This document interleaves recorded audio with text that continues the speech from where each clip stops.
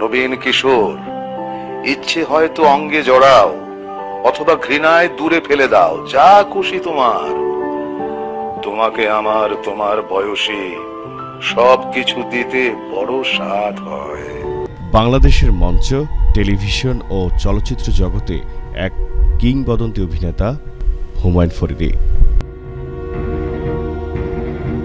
1952 সালের 29 মে ঢাকার নারিন্দায় জন্মগ্রহণ করেন তিনি। তার বাবা এটিএম নুরুল ইসলাম ও মা বেগম ফরিদা ইসলাম। শৈশব ও কৈশোরে কালীগঞ্জে প্রাথমিক শিক্ষা গ্রহণের পর মাদারীপুর ইউনাইটেড উচ্চ বিদ্যালয় থেকে এসএসসি এবং চাঁদপুর কলেজ থেকে এইচএসসি পাশ করেন তিনি। পরে জাহাঙ্গীরনগর বিশ্ববিদ্যালয়ে অর্থনীতি বিভাগে স্নাতক কোর্সে ভর্তি হন এবং প্রথম শ্রেণীতে প্রথম স্থান লাভ করেন হুমায়ুন ফরিদী। ব্যক্তিজীবনে বেলি ফুলের মালা দিয়ে ফরিদপুরের মেয়ে মিনুকে বিয়ে করেছিলেন হুমায়ুন ফরিদী। এ বিয়ে তখন সারা দেশে আলোড়ন তোলে। সেই সংসারে তাদের কন্যা সন্তানের নাম দেবযানী।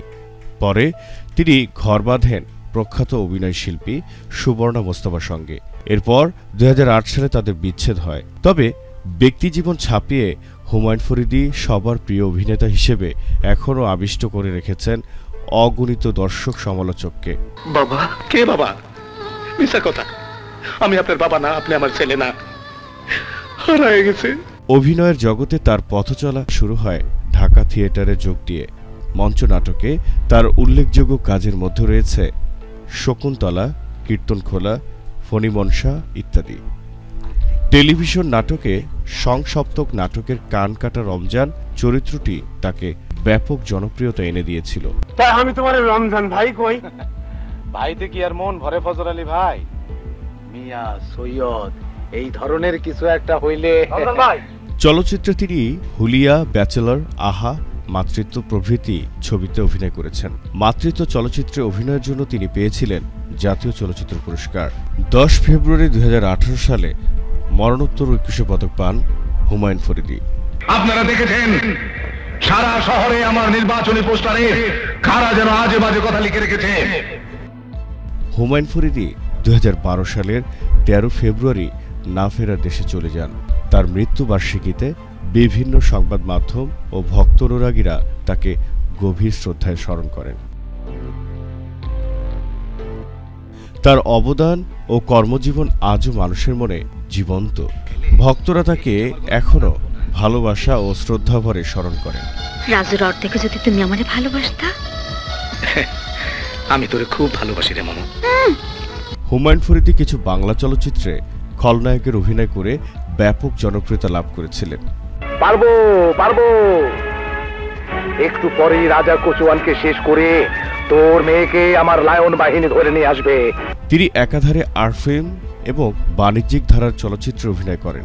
তার অভিনীত বাণিজ্যিক ধারার চলচ্চিত্রের মধ্যে উল্লেখযোগ্য হল দহন, সন্ত্রাস, বিশ্বপ্রেমিক, ত্যাগ, মায়ের মর্যাদা, অধিকার চায়, মায়ের অধিকার, ভণ্ড, রিটার্ন টিকেট, পালাবি কোথায়। তুমি এত পরিশ্রম করবে অথচ তার মূল্য পাবে না, তা হবে না, তা হবে না। আগামী মাস থেকে তোমার বেতন বাড়বে। কত বাড়বে স্যার? আমি যত খুশি হব।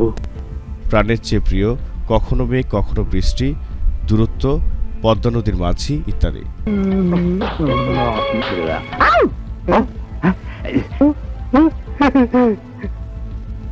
আমি কোথায়? দিন যায়, মাস যায়, পেরোয় বছর।